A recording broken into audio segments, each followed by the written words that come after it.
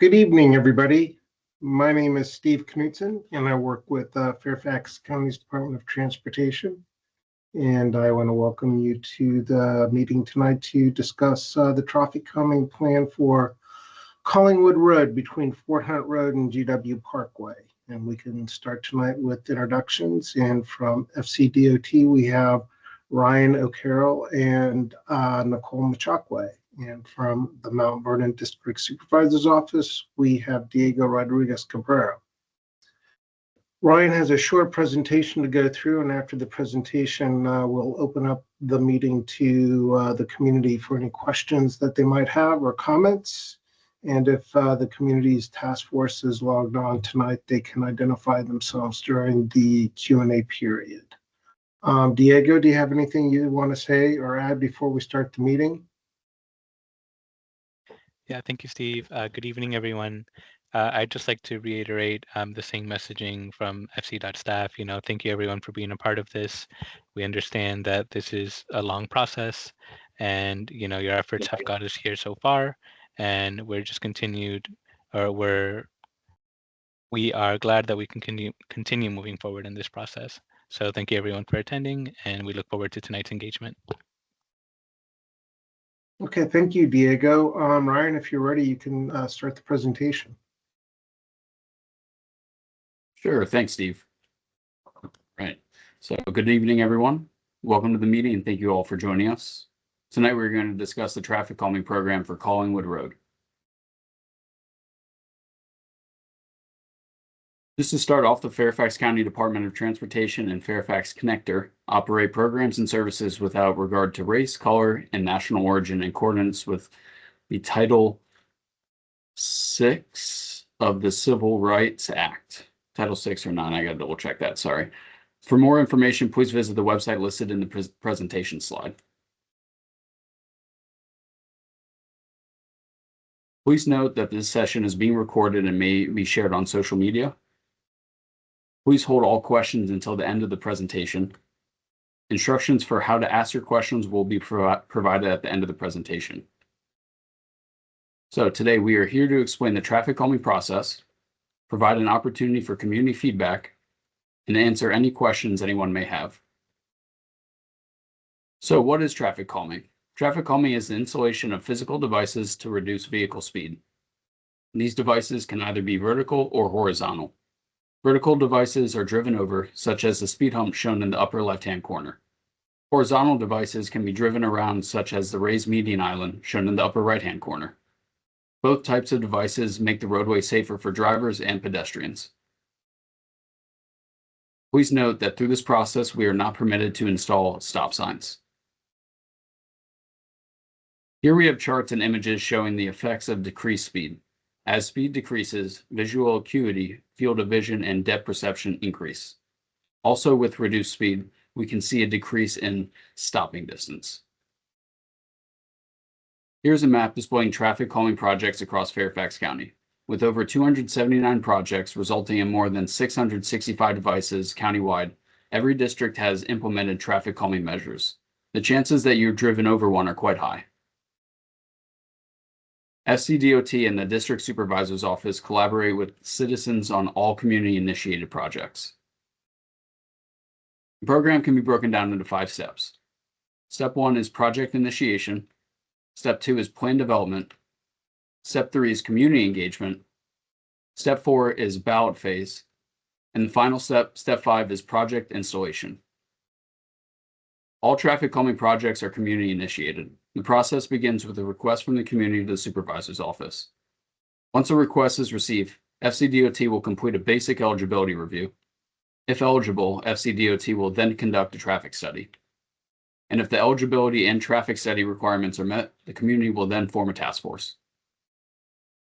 To meet basic eligibility requirements, the roadway must be VDOT maintained, have a 25-mile-per-hour speed limit, be functionally classified as local, collector, or arterial, and if it is a collector or arterial, it needs to be a residential street. Once passing basic eligibility requirements, we move on to conduct a traffic study. For the volume criteria, we need between 500 to 6,000 vehicles in 24 hours, both directions combined. For Collingwood Road, we had 3,519 vehicles, so we met the volume criteria. For the speed criteria, the recorded 85th percentile speed needs to be greater than or equal to 10 miles per hour over the posted speed limit. This means that 15% of vehicles will need to be traveling at 10 miles per hour over that posted speed limit or faster in at least one direction of travel. And the 85th percentile speed was 38 miles per hour in the eastbound lane and 39 miles per hour in the westbound lane, which means that Collingwood Road met the speed criteria in both travel lanes. The next step is plan development. FCDOT will conduct a site visit in the field in order to develop a draft plan. Once a draft plan has been developed, FCDOT will meet with the task force to obtain feedback and amend the plan if necessary. Then once the task force is satisfied with the draft plan, property owners directly adjacent to any proposed measures must sign off on the device placement before proceeding to the next step of the project. There are device placement requirements for vertical devices. The devices must be a minimum of 100 or 300 feet between measures and from existing stop conditions, a minimum of 150 feet from intersections, a minimum of 150 feet for continuous sight distance, and it also has to fit within the existing roadway. So we must consider driveways, manholes, utilities, and also the grade of the road. So based on those requirements, we created a field map that gives us an idea of where we can place a device. Highlighted in green are possible locations on Collingwood Road. After reviewing the field map, we then conduct a field review to see if a device can fit on the existing roadway. Based on the available options in our site visit, FCDOT is able to propose 3 speed humps and 1 speed table along Collingwood Road. The listed addresses are those of property owners who signed adjacent property forms because the devices are directly adjacent to their property. Here we have the speed hump schematic. The speed hump is 12 feet long and is 3 inches high at the center. There will be a white chevron in each travel lane and speed hump signs with a recommended speed of 15 miles per hour on each side of the speed hump. This is a larger image of what the speed hump would look like from the side of the street, with it being 12 feet in length and 3 inches high at the center. Here we have the speed table schematic. The speed table is 22 feet long and is 3 inches high at the center. There will be a white chevron in each travel lane and speed hump signs with a recommended speed of 15 miles per hour on each side of the speed hump, or speed table. This is a larger image of what the speed table would look like from the side of the street, with it being 22 feet in length and 3 inches high at the center. Step 3 is the community meeting, which is where we are today.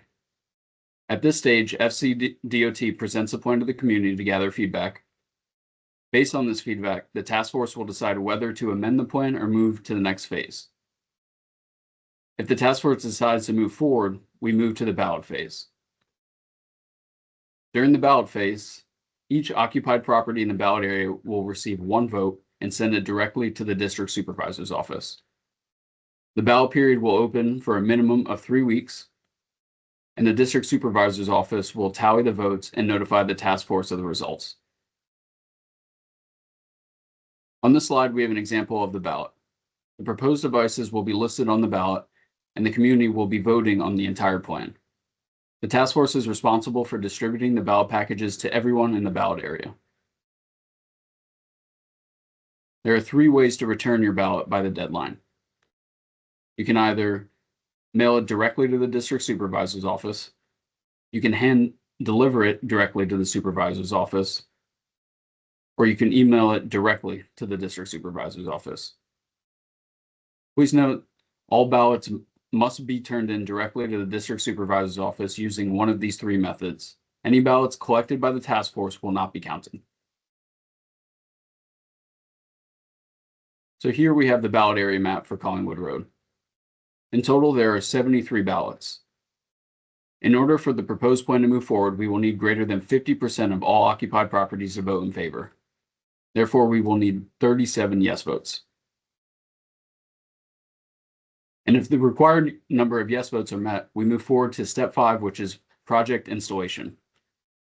The traffic calming plan will be presented to the Fairfax County Board of Supervisors for endorsement, and the resolution will be sent to VDOT. Once endorsed and VDOT accepts the resolution, FCDOT will work with the Department of Public Works and Environmental Services to schedule installation. Finally, the traffic measures outlined in the plan will be installed. After tonight's meeting, the task force will need to do the following steps. The task force notifies Fairfax County if they would like to move forward with the presented plan. An optional meeting is available to meet with FCDOT to review the balloting process. This meeting is highly recommended to ensure a smooth balloting process. The task force and supervisor's office notify FCDOT if the ballots in the ballot area are to be distributed to the property owners or occupants. The task force completes a ballot cover letter provided by FCDOT, including task force contact information, ballot received by date, ballot closed by date, and any additional message to the task force that they would like to include. Task force will then send the completed ballot cover letter to FCDOT for approval. Once approved, they will receive the verified ballot package. And for the final step, the task force will need to print and distribute the ballots to all properties in the ballot area. This concludes the presentation. We now move forward on to the questions and answers portion of the meeting tonight. So you have two options to ask your questions, chat or speak. Once the chat item is activated on Teams, you can use it by typing your question. If you want to speak, please click the raise your hand icon. And once the host calls on you to speak, you can unmute yourself by clicking on the mic icon or pressing Control-Shift-M on your keyboard. Please lower your hand once you are done asking your question. If you are on your phone, please press *5 to raise your hand. And when it's your turn to speak and the host sends you, or the host calls on you, press *6 to unmute and ask your question. Once you're finished, press *5 again to lower your hand and push *6 to mute yourself. At this time, please feel free to ask any questions you may have, and we'll be happy to answer them. Thank you.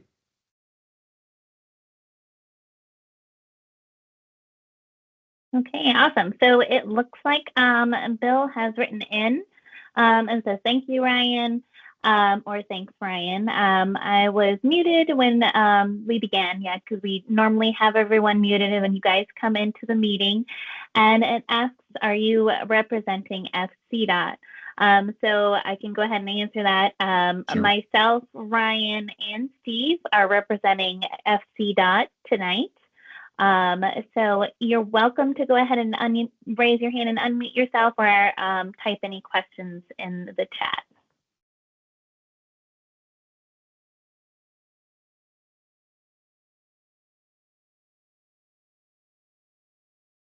Okay, Bill, go ahead. Hey, yeah, absolutely. Thanks. Hey, Bill DeMasso. I'm a resident here in the neighborhood, obviously. And I appreciate the presentation. Always good to learn some of our local functionality. I do have a question. I did miss the intro, and it meant I couldn't hear. I saw somebody speaking, and then I figured out that my speaker was off. Was there anything critical at the beginning, or was it just a standby? We're going to talk about this. Yes, what you said second. It was just basically a quick introduction of the staff that are on, and the fact that we were going to have a presentation and then a Q&A after the presentation. Thanks, Steve. Yep, I saw you talking. That's why I appreciate you coming back and telling me that. I do have a couple questions, if I could just bogart the time for a moment. You showed 3 different types of speed humps, tables. There was a third one there. What I didn't see... Just 2.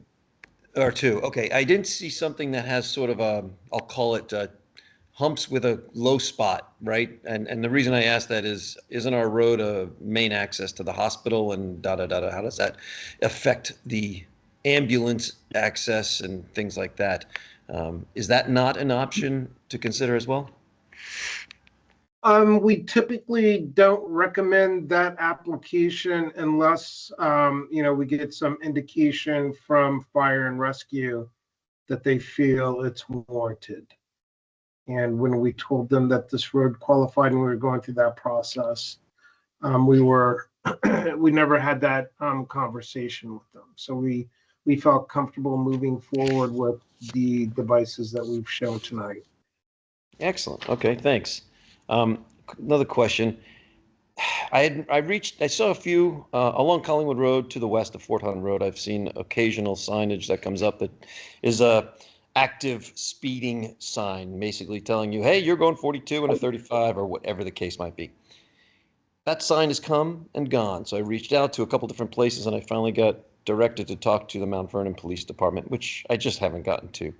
Question. Is that something you have an effect on and could be part of the solution space for Collingwood Road? Because there is only, in Bill's opinion, one sign at the beginning of the Collingwood Road from Fort Hunt. And you, unless you're really paying attention as you turn the corner, you might miss it. And maybe one coming from West Boulevard / the Parkway.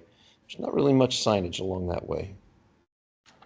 So, I mean, that is kind of the typical way that VDOT will, put out signage for a speed limit on a residential street.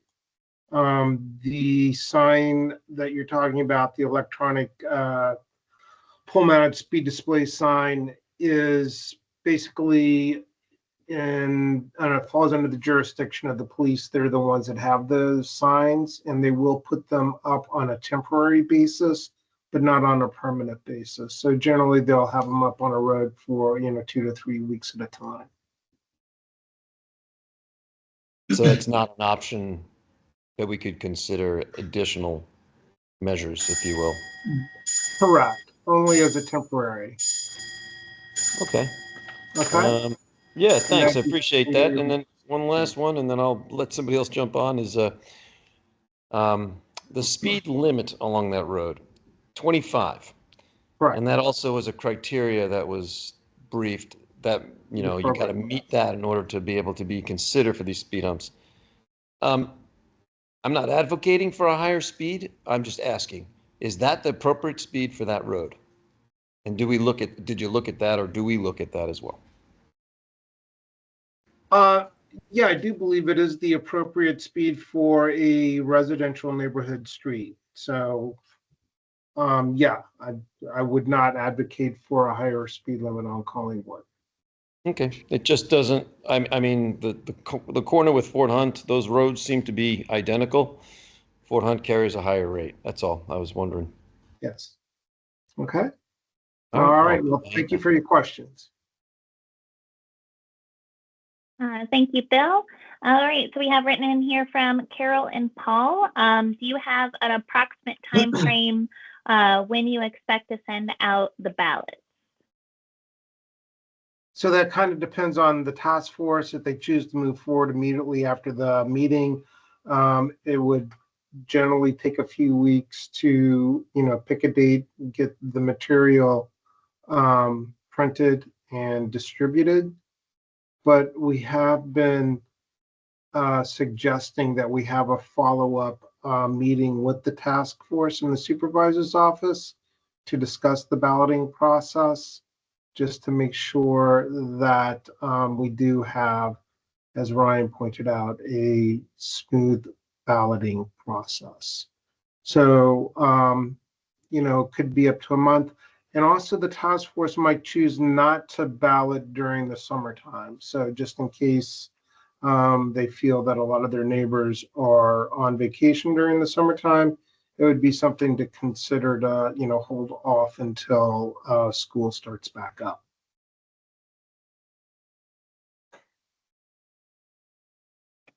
Okay, thank you, Steve. And then Bill, you have your hand raised. You can go ahead and unmute yourself. Yeah, thank you. Hey, one was an admin question. Can I get a copy of these slides?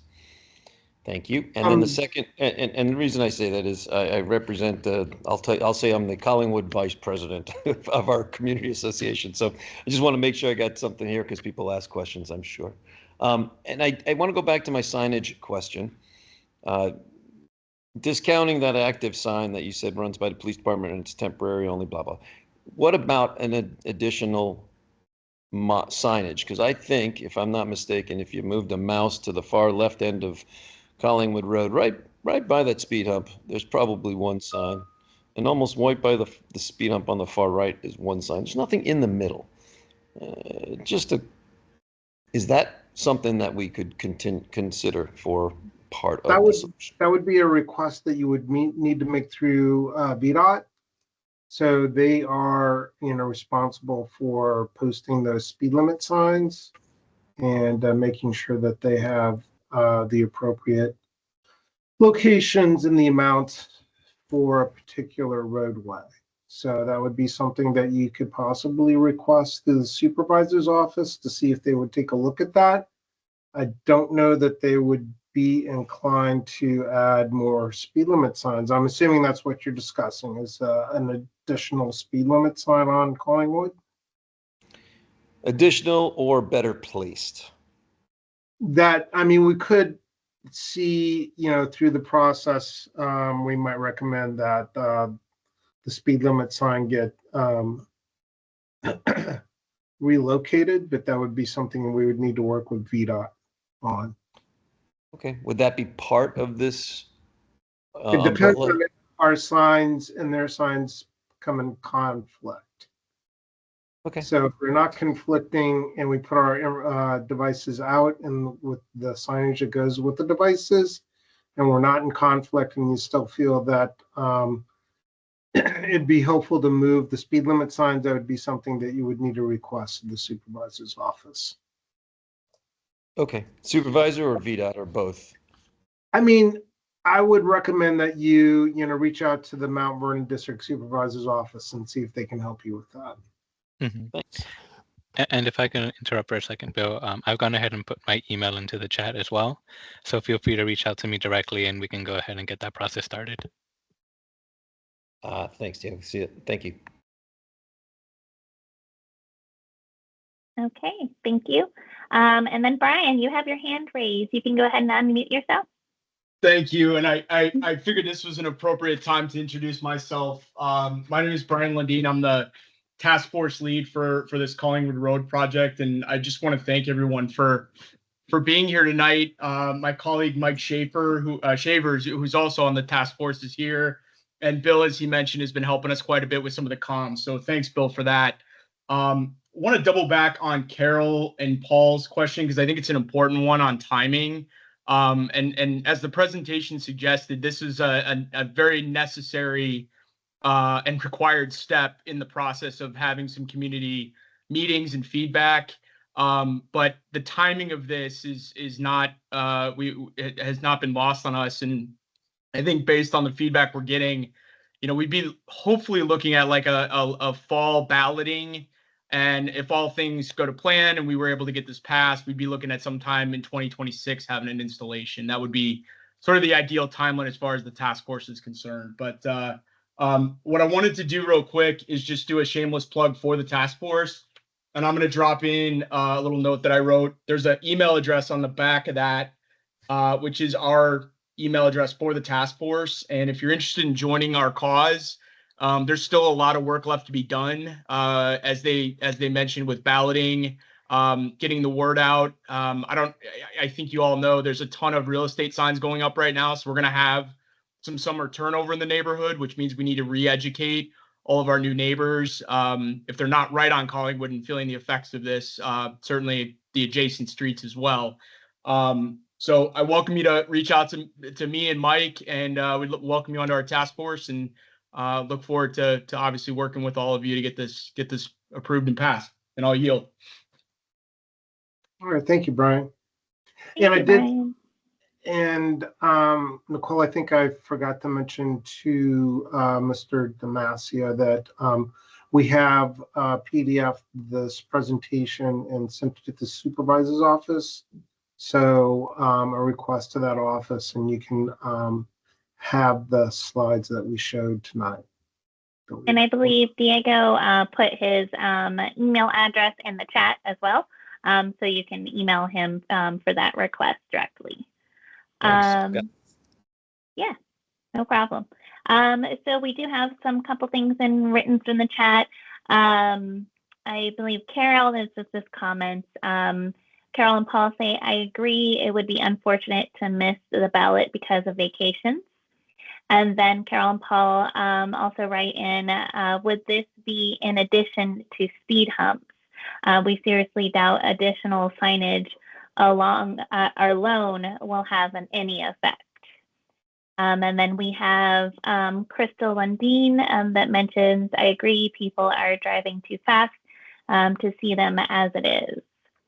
Okay, and then we can go over to hand raising. The Garvers, you have your hand raised. You can go ahead and unmute yourself. Okay, I have to apologize. My computer broke down from the start of the meeting, so I had to switch to another one. So if you already covered this, I apologize. As we already have a $200 extra fine on Collingwood Road, and there used to be radar consistently on Collingwood Road on Amesbury, where I live, and Cedardale across the street, and that helps a lot. So I'm wondering why we're not getting to that approach. And second of all, is there, excuse me, any input from the police and fire department about putting this much in the roadway when it's an emergency response route and snow emergency route? Thank you. So while we're going through this process, you can always request additional enforcement. But of course, the police are only going to be able to, be out on Collingwood, a limited amount of times. So, the devices are permanent. They're going to be there 24 hours a day, having some effect on reducing operating speed. So that's kind of why we've gone with this route. In addition, with the $200 fine signs on Collingwood that are already in place. And so I think, hopefully that will help. These devices will help. And again, we did contact fire and rescue as we're going through this process to let them know that we are, proposing devices along this roadway. And if they do have concerns, they generally let us know.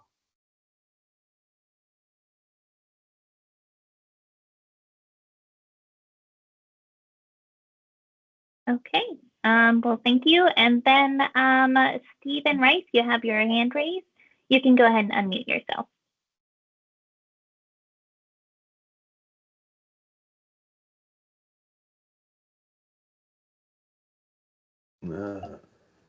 Hello. Hi. Good evening, everyone. I appreciate all the work that everybody has done on this. This is, it's quite a process. I have two things. It's that's an emergency route for an ambulance, and whether you're in an ambulance or a car, you go over those speed humps and it's gonna hurt. And I appreciate that we want to keep, the speed down on that road, but I think it's important to think about the ambulance and the people in the ambulance as you're going over it. It's been my experience on Shellhorn and Quandra Road and other places in Arlington that people, slow down for the speed hump and then speed up real fast for the intervening time, right, of the road. So I think it's annoying to do that. And the way this plan is set up, you really couldn't do that going from the Parkway toward Fort Hunt Road, after you hit that first speed bump or speed hump. But that would in effect make the speed limit less than 15 miles an hour, because when you hit one of those speed humps at 15, it's awful. The speed tables might be okay, but the speed humps, one right after another like that, that's just going to slow everything down and also bounce ambulances around. I think the enforcement thing, I don't know how much it costs to put in speed humps, but I think having some police presence, once a quarter would be a lot less expensive, and it would actually target the people who are going way too fast more than everybody who drives on Collingwood Road. So that's just my 2 cents. Thanks so much. All right, thank you. Okay, thank you, Stephen. Okay, so if we have already answered your questions, if you could just please lower your hand, and if you do have further questions, so you can re-raise your hand so I don't miss anybody. Chris, you have your hand raised. If you can go ahead and unmute yourself.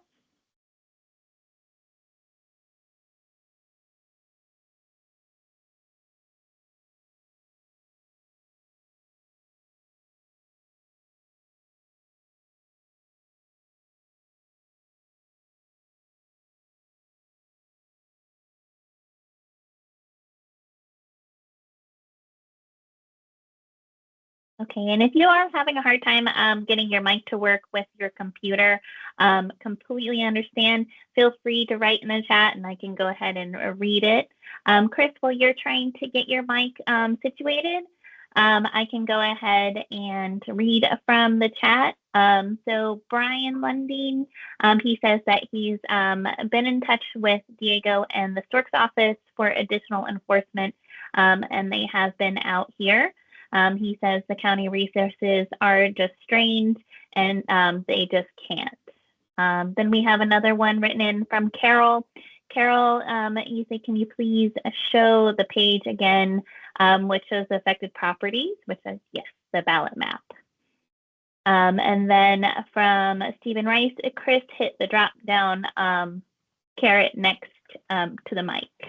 Oh, so you're just telling him how to hit the mic. And I can, it's usually, Can you hear me? This is Chris. Yes, we can hear you. Okay, I don't know why it didn't work before. Yeah, that was my question. I live on Maury Lane. I'm outside the ballot area. A neighbor delivered this information sheet a couple weeks ago. So I don't know if I can submit if I received a sheet from a neighbor who apparently is part of the community, can we vote, or is it just strictly those in the shaded area? It will be those in the shaded area, 73 parcels that are shaded kind of orange color on the map that's being displayed right now.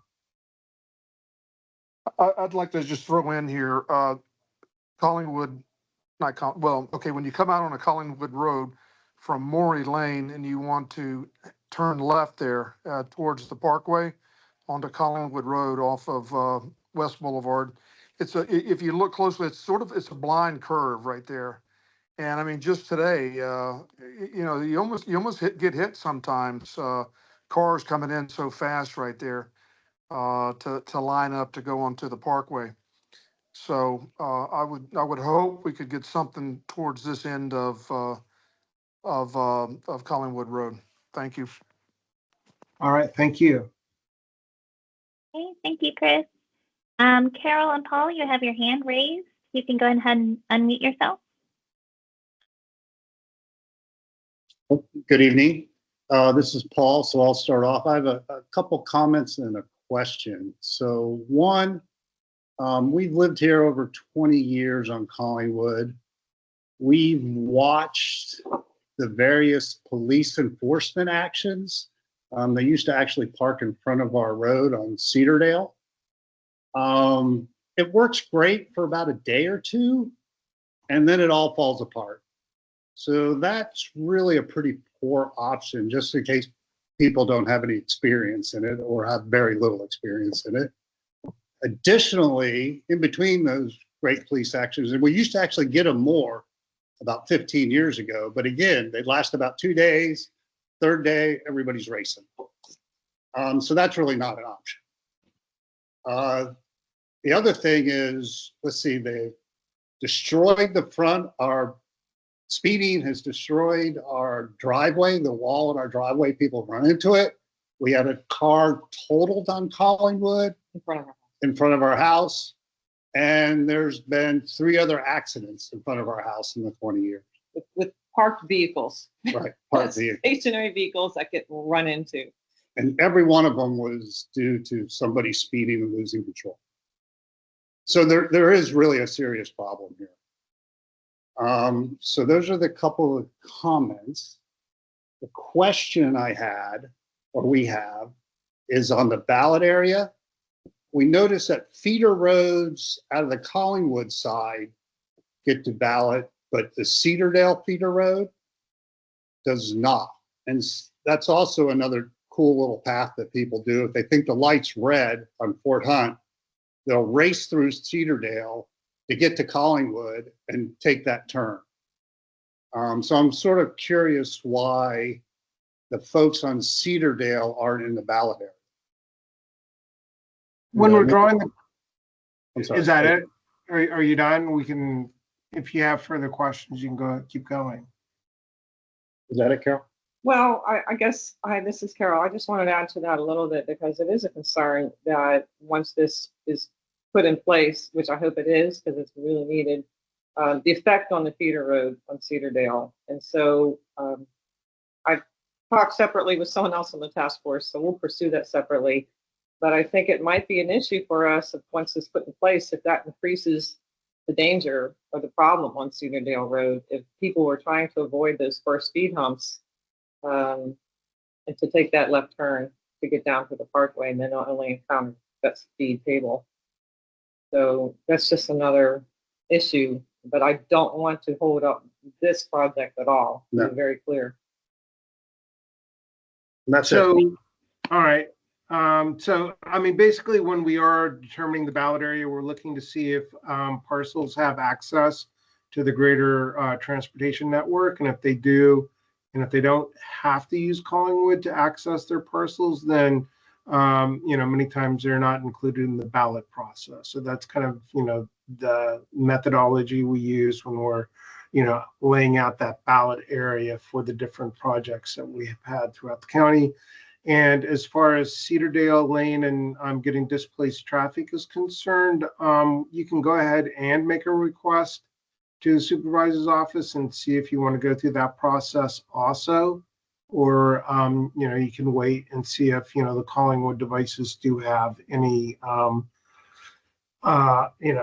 effect on, increased volumes on Cedardale Lane to see if we do actually displace traffic. So, basically, the methodology that we use for determining the ballot area is pretty standardized throughout the county. And, if you want to have Cedardale go through this process, you can make a request for that road also.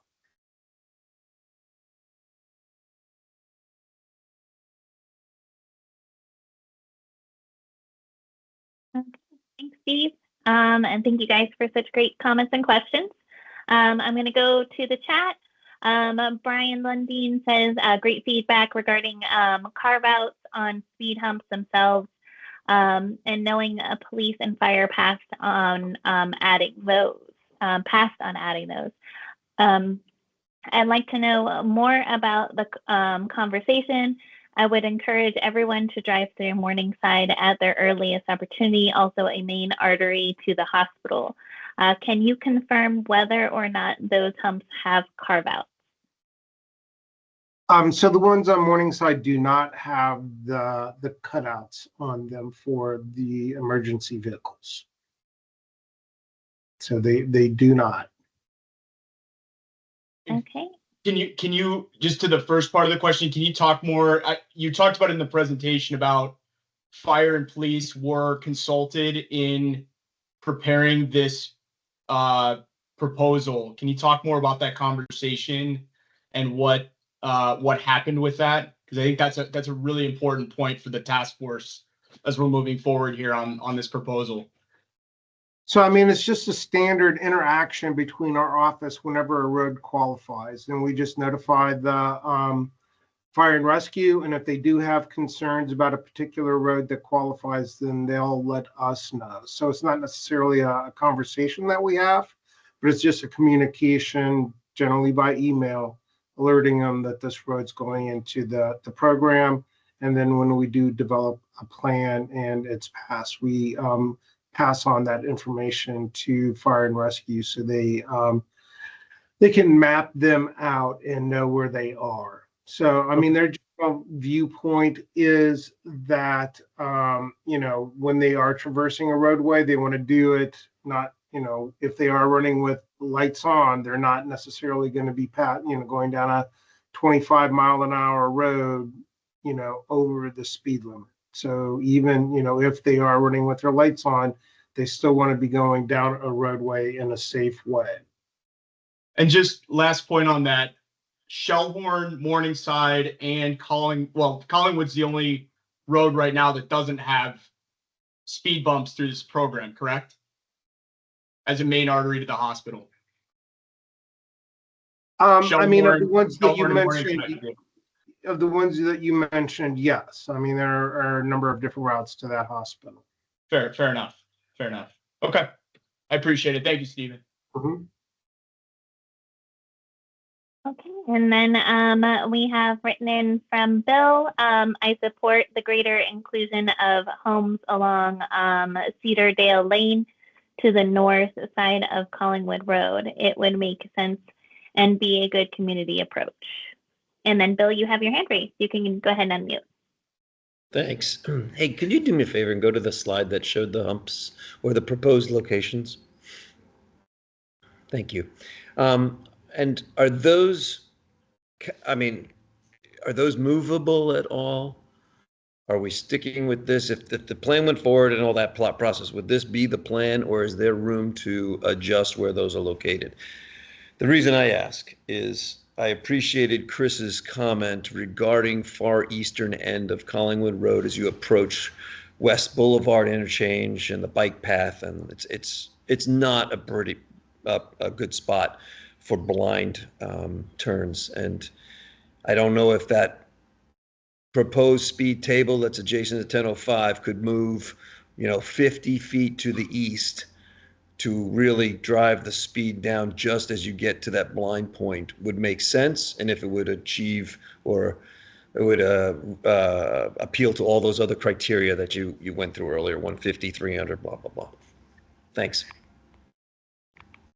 So, I mean, unless the task force wants to,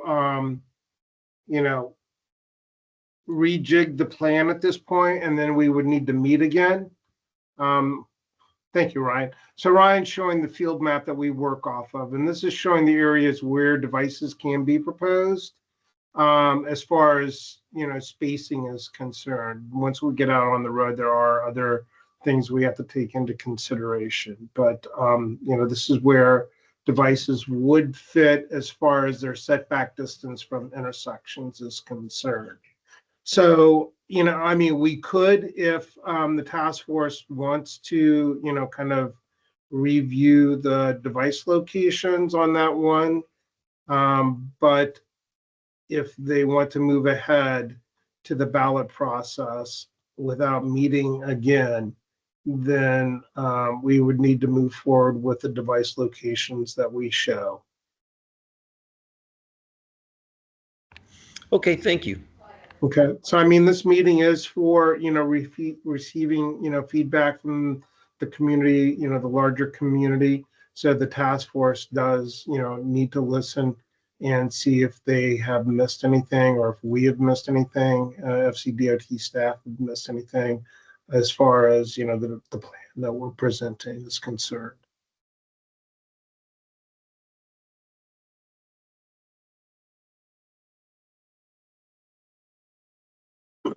And so if you go to the, Ryan, if you go to the slide that shows the next steps, one of the things for the task force to consider is if they want to move forward and, with the plan that is presented, or if they want to, stop the process and look at the plan and modify it. They can do that now. But once we issue the ballots, then, we're kind of locked into the plan that we're issuing with the ballots. And as I'd like to feed off what Steve said earlier, is about having another meeting if the task force decides to kind of rework the plan. We will need to have another community meeting. So therefore, we will have to advertise as well, just like you did for this meeting, to do that process over again, which is fine. We would be happy to do that if that is the choice of the task force. And I would just let you know that also through that process, pretty much the month of July, we will not be having any community meetings. So that would be pushing a community meeting till August.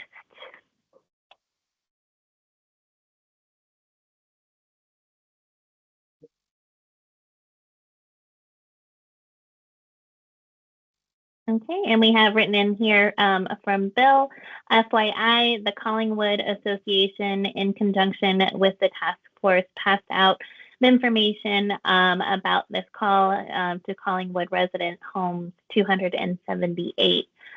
This turnout was good, but could be better. We will push out notice about the outcome of this call. And that's great. Keeping up that community support and information out to the community is a great way to get this ball rolling. And I would like to note, again, as Ryan said, we are recording this meeting. So those that could not make this or attend this meeting, it should be available within 2 weeks. Once it's available, I'll give it over to the Mount Vernon District Office and you can reach out to them for a copy of that recording.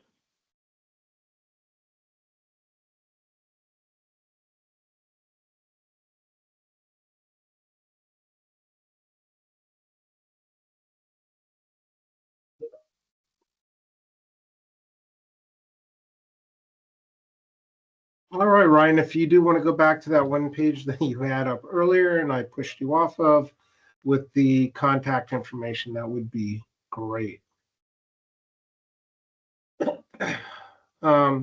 So if people do have any questions after this meeting is concluded tonight, they can reach out to FCDOT staff at dotinfo@fairfaxcounty.gov with Collingwood Road traffic calming in the subject line, or call 703-877-5600 and ask to talk to somebody about the Collingwood Road traffic calming project.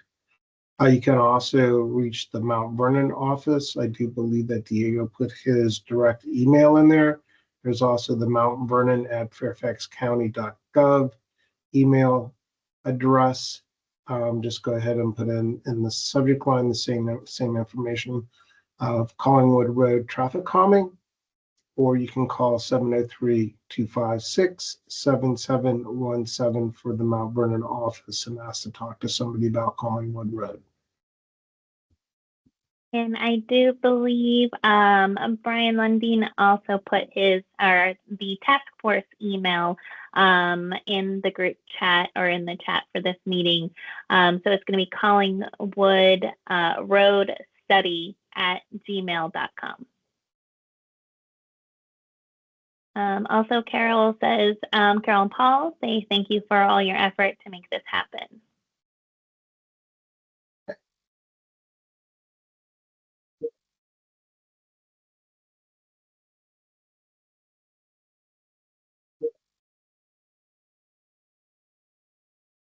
So Bill is asking if the chat will be part of the recording. We do have those as a separate, so we can put that into kind of a Word document and provide that as requested. Also, that's one reason why we're trying to read all of the chats. So it makes it a little bit easier for people that are reviewing the recording as well.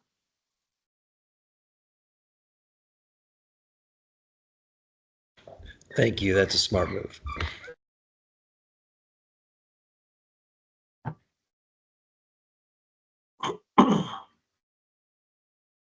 Okay, so we can hold it open just for a little bit longer to give anybody that a chance to have any other questions.